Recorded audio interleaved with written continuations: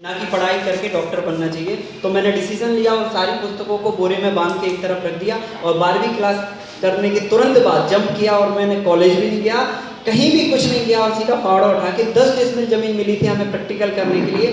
जून 2011 का समय था, मैंने डिसीजन लिया और जून 2011 को ही मैंने एग्रीकल्चर का काम करना चालू किया।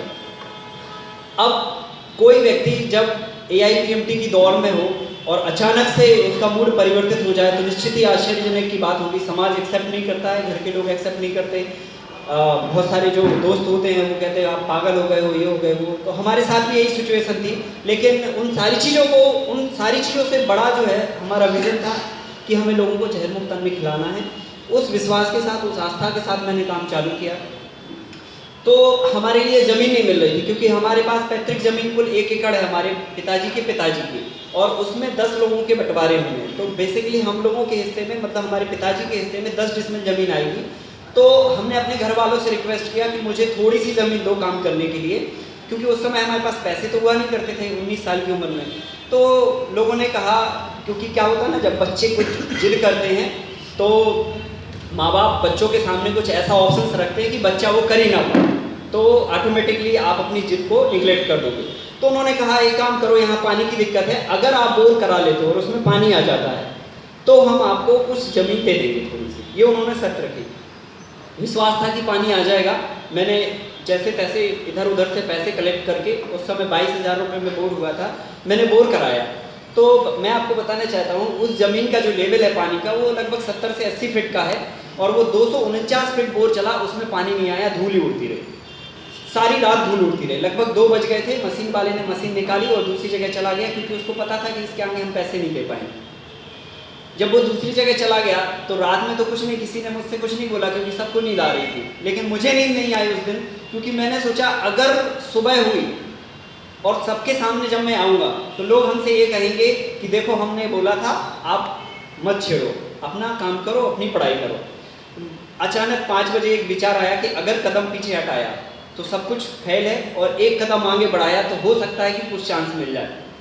सुबह 5 बजे मैंने जितने भी दोस्त थे सबको मैसेज डाला कि तुमको हम पानी आने के बाद और जब हम अपना खेती में सक्सेस कर लेंगे दुगना पैसा देंगे, जितना भी पैसा हो आप हमें दे दो प्लीज़। तो ऐसा करके मैंने सुबह 5 बजे सबको मैसेज डाला और करीब हमने 20,000 रुपये फिर से इकट्ठा किया और तुरंत जाके 8:30 बजे दूसरा बोर फिक्स किया। 10:30 बजे की बात थी, 65 फीट पे हमें पानी मिल गया और जो शर्त थी वो हमारी एक्सेप्ट हो गई। मुझे 10 डिसमिल ज़मीन मिली प्रयोग करने के लिए। 10 डिसमिल जगह का मेरा कैरियर स्टार्ट हुआ जून 2011 में। 29 मई का महीना था, 29 मई को मैंने बोर कराया था और 1 जून को मैंने स्टार्ट कर दिया था काम। तो ऐसा कुछ सफ़र था छोटा सा, बस वो मैं प्रैक्टिकल आपके सामने शेयर करूँगा। तभी से मैंने डिसीजन लिया कि मैं देश के लिए काम करूँगा और एग्रीकल्चर में जो लोग काम नहीं करना चाहते हैं, गांव से निकलकर शहरों में आते हैं पढ़ के और यहाँ वो 10,000 की नौकरी कर लेते हैं, लेकिन उनके पास 100 एकड़ ज़मीन होती है, वो वापस खेत में जाके काम नहीं करते।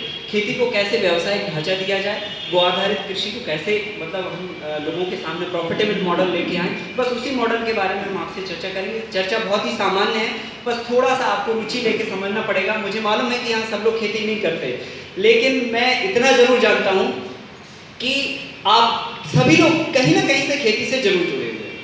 अगर आपके माध्यम से जो चीज़ें मैं आज आपको बताऊंगा, अगर आपके माध्यम से अगर ये 10 लोगों तक ये चीज़ पहुंच गई और उन 10 लोगों के माध्यम से अगर एक किसान के हाथ में ये चीज़ लग गई या एक किसान के हाथ में ये चीज़ पहुंच गई, तो मैं दावे के साथ कह सकता हूँ हो सकता है कि आपका नेटवर्क पूरा बाहर हो जाए और वो अंतिम किसान वो हमसे आके मिल ले और हो सकता है मैं उसकी कुछ हेल्प कर पाऊँ।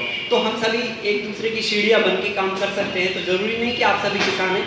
एक बार मैं पुनः हृदय से आपका अभिनंदन करता हूँ और एक बार चाहता हूँ कि अपने लिए एक बार जोरदार ताली हो जाएगी। अब मैं सीधे विषय पर ले चलता हूँ और आपको मैं बताता हूँ कि मैंने शुरुआत कहाँ से की। आज आप सभी लोग जानते हैं हमारे देश के सामने बहुत सारी प्रॉब्लम है। अभी हमने 10,000 टन दाल बुला के रखी है फॉरेन से। क्यों बुला रखी है? हमारे देश में इतना बेरोजगारी है, हमारे देश में पानी है, टेक्नोलॉजी है, समय है, विज्ञान है, भूमि है, सब कुछ है, उसके बावजूद भी हम 10,000 टन दाल बाहर से बुलाते हैं। इसका मतलब ये है कि हमारा देश का मैनेजमेंट खराब है। कृषि का हमारा मैनेजमेंट बहुत ही खराब है। इतना लैंड है हमारे पास, कि हम चाहें तो 1 साल का अन्न पूरी दुनिया को खिला सकते हैं, इतना हम उगा सकते हैं, इतना लैंड है हमारे पास। लेकिन हम टेक्नोलॉजी समझना नहीं चाहते, और जो युवा वर्ग है वो युवा वर्ग तो बहुत ही दूर की बात है। आज की तारीख में सारे लोग पढ़ के और वापस गांव, मुझे लगता है, मैं देखता हूं कि कोई नहीं जाना चाहता। हर व्यक्ति शहर में आके काम कर लेगा लेकिन वापस गांव में नहीं जाएगा। तो टेक्नोलॉजी और उसको समझने की और तकनीक का विस्तार करने की हमारे लिए बहुत आवश्यकता है। और मैं आपसे चर्चा करना चाहता हूं कि आज हमारे पास जो ज्वलंत विषय है वो कुछ मुख्य 5 विषय हैं।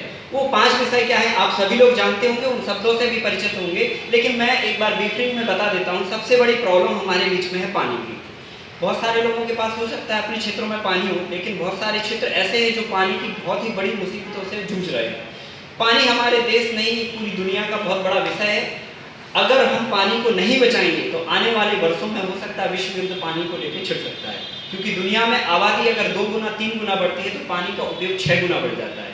हम देखते हैं आज शहरों में जितना लोग पानी उपयोग करते हैं उससे कम खेती में पानी का उपयोग हो रहा है।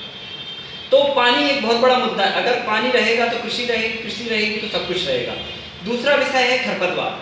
जैसे ही किसान खेत में बीज डालता है, आपने सुना होगा बीडीसाइड, हिंदुस्तान में लगभग 5000 करोड़ का मार्केट है बीडीसाइड का, खरपतवार नाशी, है ना। आप खेत में कोई भी बीज डालते हैं, 15 दिन बाद खरपतवार उगता है। अब हम उस खरपतवार को खत्म करने के लिए बीडीसाइड का उपयोग करते हैं तो खेत में जहर भी पहुंचता है, जेब से पैसा भी निकलता है, एनवायरनमेंट दूषित भी होता है, और हमारी थाली में जो अनाज आता है वो भी जहर ही उगता जाता है। सारी चीजें होने के बावजूद जिस उद्देश्य को लेकर हमने खरपतवार नाशी डाला है वो उद्देश्य हमारा पूरा नहीं होता, क्योंकि अगर हुआ होता तो अगले साल खरपतवार नाशी नहीं बिकना चाहिए था, लेकिन उससे ज्यादा कंपनियां एडवर्टाइजमेंट करके उससे ज्यादा का टर्नओवर अगले साल फिर करती हैं। इसका मतलब खरपतवार नाशी से खरपतवार का निदान नहीं है, हमें सोचना पड़ेगा। तीसरी बड़ी समस्या है कीड़ों की। आप सभी जानते हैं खेतों में बीज बोते हैं, फसल उगती है और 20-25 दिन बाद कीड़े लगना चालू होते हैं, और ज्यों कीड़े लगना चालू होते हैं और किसान की जेब से पैसा निकलना चालू होता है और बहुराष्ट्रीय कंपनियों के पास वो पैसा जाता है, उनके टर्नओवर बढ़ते हैं और हमारी जेब खाली होती है। और हमने देखा है ग्राउंड पे जब हम जाते हैं काम करते हैं तो कई लोगों के घर पे अगले साल जब बारिश आती है तो छप्पड़ भी, उनके पास खप्पर छाने के लिए भी पैसे नहीं होते, इतनी बुरी हालत हो जाती है। और उनसे अगर हम पूछते हैं कि भाई आप बताओ बीडीसाइड और पेस्टिसाइड का खर्च कितना होगा, तो बड़े उससे कहते हैं, बोले इस साल 26,000 रुपये का पेस्टिसाइड डाला, 20,000 का पेस्टिसाइड डाला। ये सारे पैसे बहुराष्ट्रीय कंपनियों के पास जाते हैं। अगर कीड़े पेस्टिसाइड से खत्म हो रहे होते तो एक बार डालने से खत्म हो गए होते, फिर दोबारा क्यों हो जाते। तो ये विचारणीय और गंभीर विषय है कि आखिर ऐसा क्यों होता, हम हर साल फिर पेस्टिसाइड डालने की जरूरत क्यों पड़ती है। तो ये 3 मुख्य आपकी समस्याएं होंगी। चौथी मुख्य समस्या ये है कि हमारे देश में पशुओं का, या कहने चाहिए गौ माता का कोई प्रबंधन नहीं है, कोई मैनेजमेंट नहीं है। जो गाय पूरी दुनिया की सारी समस्याओं का एकमात्र समाधान, एकमात्र उदाहरण बन सकती है, वो गाय हमारी रोड पर घूम रही है। तो इसका मतलब यह है कि हमारे देश में मैनेजमेंट नहीं है। 5वीं सबसे बड़ी समस्या जलवायु परिवर्तन। दुनिया का कोई व्यवसाय प्रभावित नहीं होता जलवायु परिवर्तन से, लेकिन खेती पर सीधा जलवायु परिवर्तन का प्रभाव डलता है। अगर खेत में अच्छा बीज डाला, अच्छा खाद डाला, अच्छा पानी, सब कुछ किया, लेकिन अगर मौसम ने 2 मिनट भी अगर करवट बदल ली तो 2 मिनट की मौसम की करवट पूरे 6 महीने की मेहनत को उलट पुलट कर सकती है। ये आप सभी लोग जानते हैं, पेपर में आप पढ़ते होंगे। तो ये 5 मूलभूत समस्याएं हैं। अगर हम इन समस्याओं का सॉल्यूशन ढूंढने मार्केट में जाते हैं तो पैसे निकलेंगे और समस्या का समाधान भी नहीं होगा। मुख्य बात मैं यहाँ पर केंद्रित करना चाहता हूँ कि आखिर हम लोग गलती कहाँ कर रहे हैं। हम लोग गलती कहाँ कर रहे हैं। कीड़े लगे, पेस्टिसाइड डाला, पैसा निकला, कीड़े नहीं मरे, 15 दिन बाद फिर कीड़े आ गए, फिर पेस्टिसाइड डाला, फिर पैसा निकला, फिर कीड़े लगे, समाधान नहीं है। पैसे भी गए, समय भी गया, श्रम भी गया, सब कुछ गया और जहर भी हमारी थाली में आ गया, उसके बाद भी समाधान नहीं हुआ।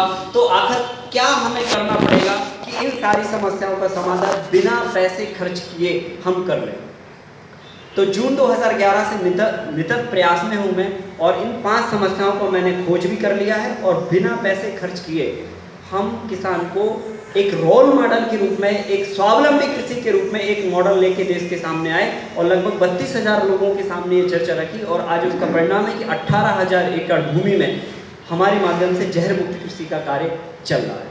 ये हमारी सबसे बड़ी उपलब्धि है। आज अगर यहाँ पर आप बैठे, हो सकता है कि इसमें से एक व्यक्ति के माध्यम से किसी किसान तक हमारी बात पहुँच जाए, और उस किसान के माध्यम से अगर 1 एकड़ भूमि भी हम जहर मुक्त कर लेंगे तो मैं समझता हूँ कि आज की मीटिंग हमारी सार्थक हो जाएगी।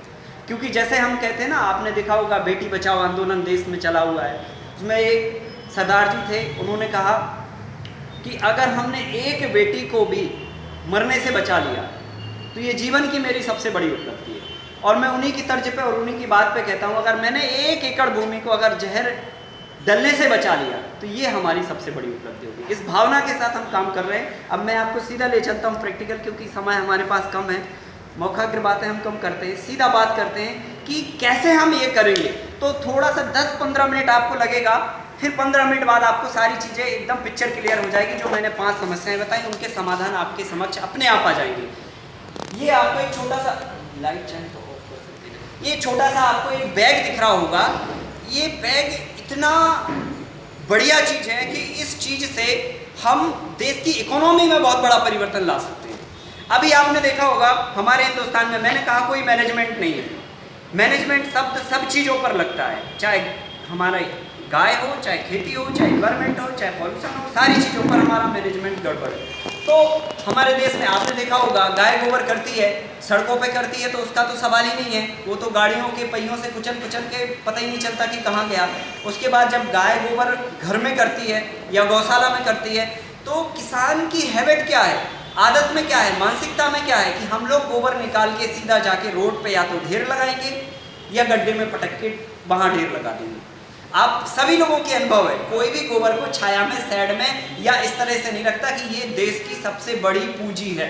अगर देश में गोबर नहीं रहेगा तो अनाज पैदा नहीं होगा, आपकी थाली में भोजन नहीं आएगा।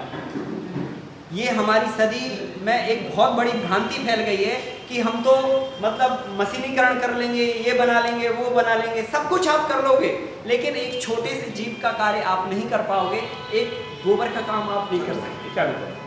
तो मेरा कहने का मतलब ये है कि हमारे इंडिया में गोबर का कोई यूज़ नहीं है, या हम जानते ही नहीं है। सोना उगलने वाली मिट्टी जो सबसे देश की सबसे बड़ी जान है, ताकत है मिट्टी की, उसको हम रोड पे ढेर लगाते हैं या गड्ढे में पटकते हैं। अब जरा कल्पना करिए, रोड पे ढेर लगाने से, गड्ढे में पटकने से नुकसान क्या होता है। पहला तो ये धूप पड़ेगी उस पर, जब धूप पड़ती है गोबर पर तो गोबर कंडा बनता है, सूख जाता है, तो जो गोबर के अंदर खाद बनने की क्वालिटी है वो टोटली खत्म हो जाती है। क्योंकि गोबर से खाद बनाने का काम कौन करता है, बैक्टीरिया करते हैं, और बैक्टीरिया जब तापमान में आता है, धूप में आता है, तो वो खत्म हो जाता है। जब बैक्टीरिया खत्म होगा तो वो गोबर कंडा बन जाएगा, खाद नहीं रह जाएगा। एक प्रॉब्लम। दूसरा प्रॉब्लम क्या होता है, आपने देखा होगा रोड पे ढेर लगा है, बारिश जब गिरती है 4 महीने लगातार, तो उसके ऊपर पूरा पानी गिरता रहता है।